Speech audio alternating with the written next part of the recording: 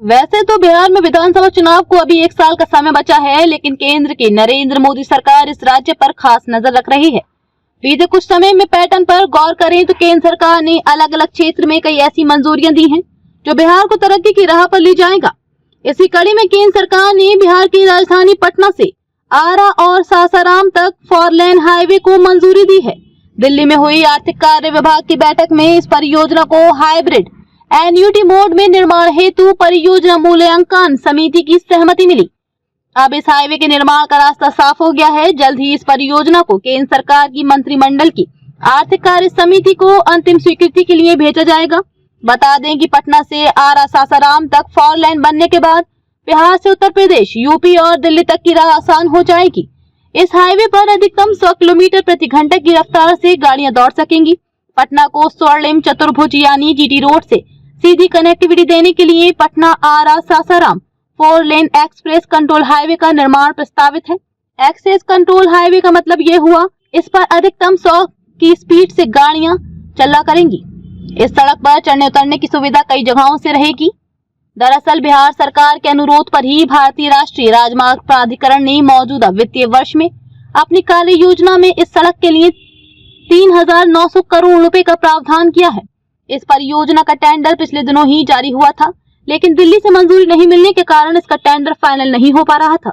अब आर्थिक कार्य विभाग की मंजूरी मिलते ही इस सड़क का टेंडर इसी वित्तीय वर्ष में फाइनल हो जाएगा। अब कोशिश होगी कि मार्च तक हाईवे का निर्माण भी शुरू हो जाए। स्वर्णिम चतुर्भुज को पटना से जोड़ने के लिए आरा शहर के लिए प्रस्तावित रिंग रोड के एक भाग का भी निर्माण होगा। इस परियोजना के तहत सोन नदी पर बिंदौल कोशिहान के बीच एक पुल भी बनाया जाएगा। ये पुल कोई लवर के मौजूद सेतु के लगभग 10 किलोमीटर अपस्ट्रीम में होगा। एजेंसी को कार्य आवंटन होने पर 2.5 साल के भीतर इस सड़क का निर्माण कार्य पूरा करना होगा और 15 सालों तक उसकी देखरेख भी की जाएगी। जानकारी के लिए बता दें कि इस परियोजना को 2 पैकेज में बांटा गया है। पहले पैकेज में पटना से आरा तक 40 किलोमीटर, जबकि दूसरे में आरा से सासाराम तक 74 किलोमीटर की सड़क बनाई जाएगी। इस सड़क के बन जाने से पटना से सासाराम सहित शाहबाद के इलाकों में आना जाना आसान होगा। जीटी रोड से इसकी कनेक्टिविटी होने के चलते पटना से बनारस और पूर्वांचल एक्सप्रेस के माध्यम से यूपी और दिल्ली का सफर भी आसानी से हो सकेगा। बिहार के मुख्य सचिव अमृतलाल मीणा ने कहा कि पटना आरा सासाराम सड़क राज्य की महत्वाकांक्षी परियोजना है। कन्हौली और नौबतपुर के बीच पटना रिंग रोड से शुरू होने वाली ये सड़क सासाराम में जीटी रोड में मिल जाएगी। इसके बनने से न केवल शाहबाद क्षेत्र बल्कि पड़ोसी राज्य उत्तर प्रदेश भी आना जाना आसान होगा। इस परियोजना में सोन नदी पर एक पुल का भी निर्माण होना है।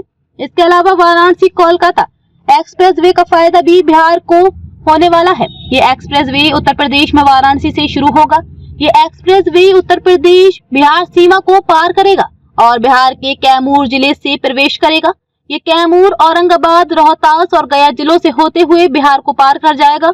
एक्सप्रेसवे बिहार के भीतर कुल 159 किलोमीटर की दूरी तय करेगा। 610 किलोमीटर लंबा वाराणसी कोलकाता एक्सप्रेसवे पुरुलिया जिले के माध्यम से पश्चिम बंगाल में प्रवेश करने से पहले बिहार और झारखंड के 4 जिलों को जोड़ेगा। यह उत्तर प्रदेश के वाराणसी से शुरू होकर बिहार झारखंड में प्रवेश करते हुए बंगाल में समाप्त होगा। वाराणसी से शुरू होकर एक्सप्रेसवे उत्तर प्रदेश यूपी के चौदाली की सीमा पर चांद में बिहार में प्रवेश करेगा और लगभग 160 किलोमीटर के बाद गया के इमामगंज में बाहर निकलेगा।